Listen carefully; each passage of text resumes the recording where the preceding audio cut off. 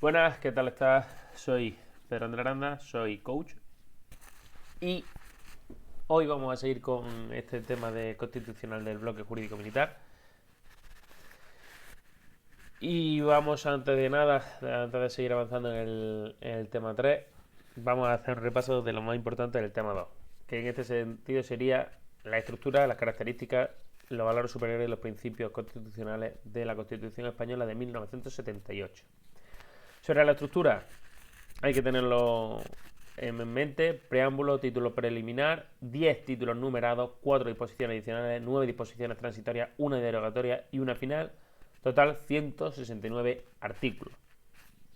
Los caracteres de esta Constitución: origen popular, de consenso, extensa, escrita, rígida, ideológica. ¿De acuerdo? Valores superiores: libertad, igualdad, justicia y pluralismo político. Artículo 1.1 de la Constitución española.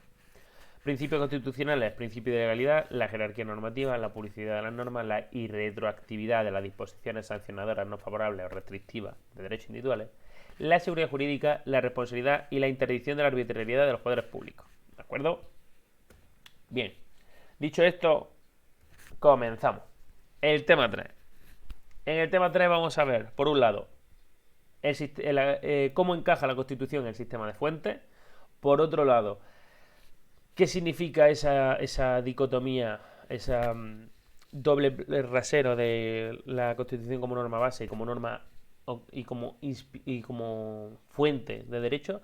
Y por último, la reforma constitucional. ¿De acuerdo? En este primer sentido, la Constitución tiene esta triple cara de norma base, suprema e inspiradora. Norma base: de ella, porque la primera norma que tiene que colocar un país para saber qué tipo de país va a ser, qué tipo de Estado va a ser la Constitución. ¿De acuerdo? Que va a reflejar y va a poner en comunión esos tres factores principales que tiene que tener un Estado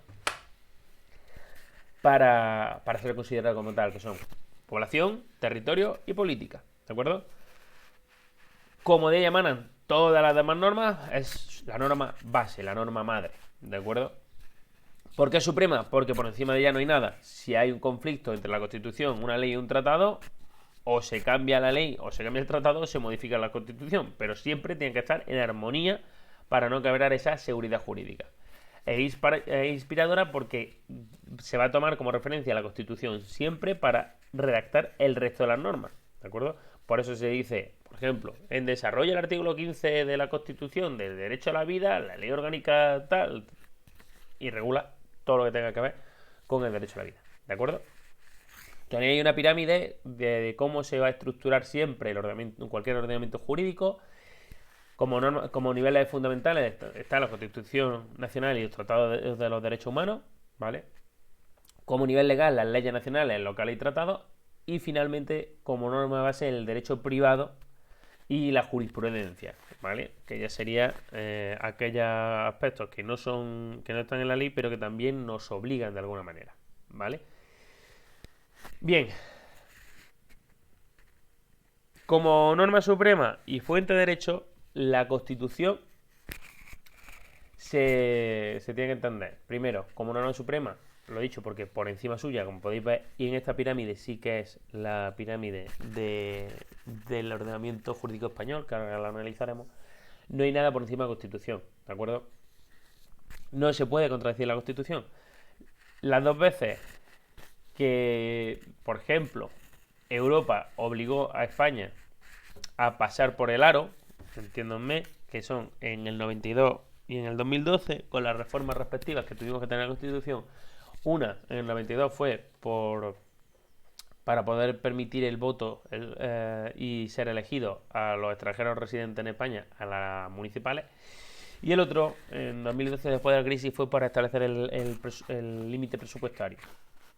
Como esa normativa europea se aprobó, España estaba obligada a cumplir esa normativa porque al formar parte de Europa cede parte de su soberanía, le obliga a hacer adaptaciones para que sea homogéneo el derecho europeo y que se aplique también en España. Entonces, ¿qué tuvieron que hacer? Pues como no puede haber nada por encima de la Constitución, es decir, no puede haber nada que contradiga la Constitución, se tuvo que modificar la Constitución para que esos tratados y esas normas tuviesen sentido dentro de nuestro ordenamiento. Y así fue. Como fuente de derecho, justamente en este sentido, es que la Constitución va a dibujar el tipo de sociedad que quiere y las normas van a escribir de forma ya pormenorizada cómo se va a dar y va a regular la sociedad en función de lo que la Constitución señala que se tiene que proteger. Ejemplo, derecho a la vida, derecho al trabajo, el carácter democrático de las instituciones. ¿Por qué? Pues porque si la Constitución nos dice que todos los entes orgánicos nacionales, da igual el derecho que se sometan, tiene que ser democrático, pues nos está señalando que una sociedad mercantil, por ejemplo, tiene que tener carácter democrático. ¿Y eso cómo se hace? Pues básicamente en que en su estructura tiene un órgano de gobierno, que sería el Consejo de Administración, y un órgano legislativo, que sería la Asamblea de Socios, ¿de acuerdo? Órgano legislativo, entiéndeme, órgano representativo. Ahí está la democracia representativa, ¿de acuerdo? Esa sería la idea. ¿Cómo funciona nuestro sistema? Que luego lo vamos a ir viendo en el resto de temas. Nuestro sistema de fuentes, pues aquí lo estamos viendo, de abajo hacia arriba, las normas con rango inferior a la ley de las comunidades autónomas, los reglamentos, las leyes de las comunidades autónomas, los reglamentos del gobierno, que son normas con rango de ley que aprueba, normas con rango inferior a la ley que aprueba el gobierno, el reglamento, los decretos legislativos y decretos leyes que aprueba el Ejecutivo, pero son cedidos por el Legislativo. Luego vamos a ver cómo se desglosa esto. Las leyes orgánicas y las leyes ordinarias que aprueban las Cortes, los tratados internacionales y por último la Constitución, ¿de acuerdo? Y en último punto, que aquí es donde yo haría más hincapié, porque el punto más importante del tema es la reforma constitucional, ¿de acuerdo? La reforma constitucional se puede abordar en dos vías, por una reforma agravada o por una forma ordinaria. La forma agravada está en el 168, la ordinaria en el 167, ¿de acuerdo? Bien, la reforma ordinaria se da para todos aquellos supuestos en los que no están expresados, en los que no se expresa de forma clara que se tiene que aplicar la reforma agravada, ¿de acuerdo? Que lo veremos más adelante cuáles son. ¿Cómo funciona el procedimiento de reforma ordinaria? Vale, vamos a intentar explicarlo de forma más sencilla porque esto se hace un poco complicado. Bien. Lo primero que tenemos que tener en cuenta es que hay un debate. En este debate, en el Congreso de los Diputados, este debate se tiene que aprobar por 3/5 de la Cámara del Congreso de los Diputados el texto de reforma de la Constitución. Esta votación tiene que ser de una mayoría de 210 diputados. Si no hay mayoría, ¿de acuerdo?, se va a crear una comisión mixta que va a estar compuesta por congresistas y por senadores, ¿de acuerdo? Congresistas, somos americanos. Por diputados, ¿de acuerdo? Y senadores. Si no se aprueba la propuesta de la comisión en el Congreso, pero en el Senado sí se ha aprobado por mayoría absoluta, la reforma va a salir hacia adelante si consigue, ¿vale?, 2/3 de los votos emitidos por parte de los diputados, ¿de acuerdo? Es decir, si aunque no haya conseguido esa mayoría de 3/5 de esos 200 de diputados en el Congreso, si consigue una mayoría absoluta en el Senado y la mayoría que tiene esta propuesta de la comisión es de 2/3, la reforma sí sale hacia adelante y entonces se establecen 15 días para su referéndum, ¿de acuerdo? Y ahora vamos a la reforma agravada, que es más, digamos que sencilla en alguna parte, pero vamos a ver que realmente es muy complicado llevarlo a la práctica. Vale, la reforma agravada se encuentra en el artículo 168 de la Constitución, como ya adelanté. En este sentido, solo se va a aplicar en los siguientes supuestos, que como veréis como iréis viendo conforme lo voy diciendo, son aquellos supuestos en los que la situación es cambiar críticamente la estructura del país, ¿de acuerdo? ¿Cuándo se tiene que aplicar la reforma agravada?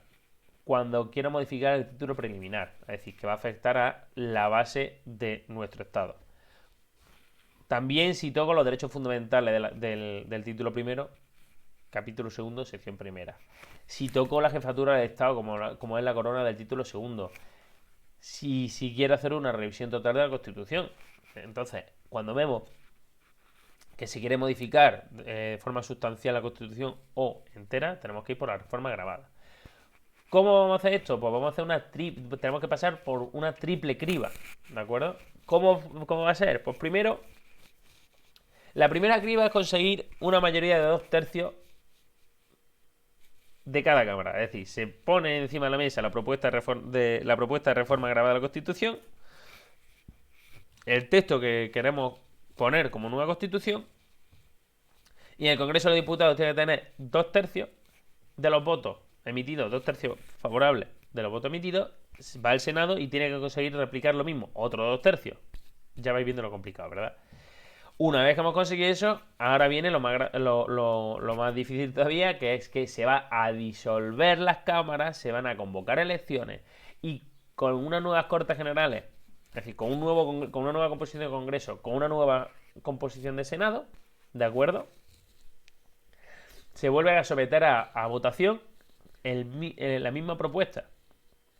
Y tienen que volver a conseguir los 2/3, tanto en el Congreso de los Diputados como en el Senado. Es decir, se tuvieron que poner de acuerdo una vez, se van a tener que poner de acuerdo otra vez. Y para colmo, una vez que hemos terminado ya de esto, si hemos conseguido estas dos votaciones, que aquí en España es bastante complicado este tipo de consenso, tenemos que además conseguir que sometida a referéndum, que es, en este caso este referéndum es obligatorio, sometida esta propuesta a referéndum obligatorio por respecto de la población, la mayoría de la población diga que sí quiere ese texto.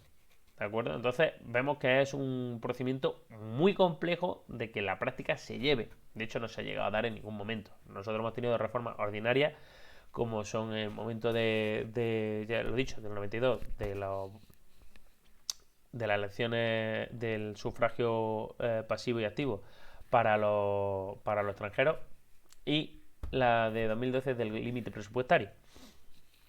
Por último, España aprende de la historia y en el artículo 169 blinda la posibilidad de hacer una reforma constitucional si se está en estado de alarma, excepción o de sitio. Es decir, se tiene que tener plenitud digamos que de normalidad democrática para poder hacer modificaciones de la Constitución. No se puede emplear un estado de alarma o de excepción del sitio para modificar la Constitución. ¿Por qué? Porque las cámaras están cerradas en este tipo de situaciones y claro, quien tiene que decidir esto son las cámaras, no el gobierno. ¿De acuerdo? Esa sería la idea y la base de esto. Bien, pues nada, hasta aquí habríamos llegado ya en este tema de constitucional. Espero que os esté viniendo bien. Vamos a ir poco a poco luego cogiendo más inercia y me gustaría de verdad que pudiese participar, que compartieseis este contenido, que iré mejorando día a día para vosotros y para que os pueda ayudar a estudiar, que es muy importante también cambiar un poco la mentalidad a la hora de prepararse a este tipo de posiciones, ¿de acuerdo? Como consejo, cuando yo me estoy preparando este tipo de posiciones, que de hecho yo lo estoy haciendo, cuando lo estoy explicando me estoy ya preparando, hay cosas que tengo que memorizar. Por ejemplo, la estructura de la Constitución, fechas que me pueden servir para explicaciones, ¿vale? Pero lo más importante es ser capaz de transcribir con mis palabras lo que estoy diciendo, ¿vale? ¿Por qué? Porque eso va a denotar que sí tengo conocimiento de esa materia y nos va a venir muy bien porque en los exámenes se va a ver mejor reflejado, ¿de acuerdo? La memorieta no nos sirve de nada. Pensad que las oposiciones no son un examen para que yo tenga una nota bonita en mi expediente, ¿vale?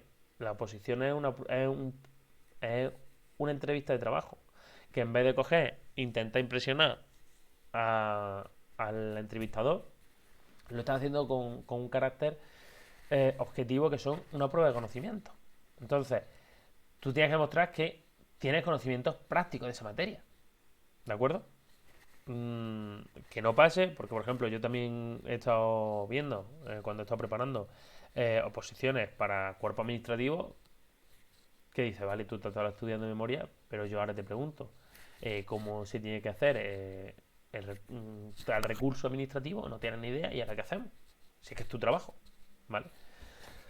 Dicho esto, por favor, darle like, compartir, comentarios que están abiertos para mejorar y progresar. Y nada, que mucho ánimo, suerte, y veréis que conseguís esa plaza tan deseada, ¿de acuerdo? Nos vemos en el próximo vídeo. Hasta la próxima.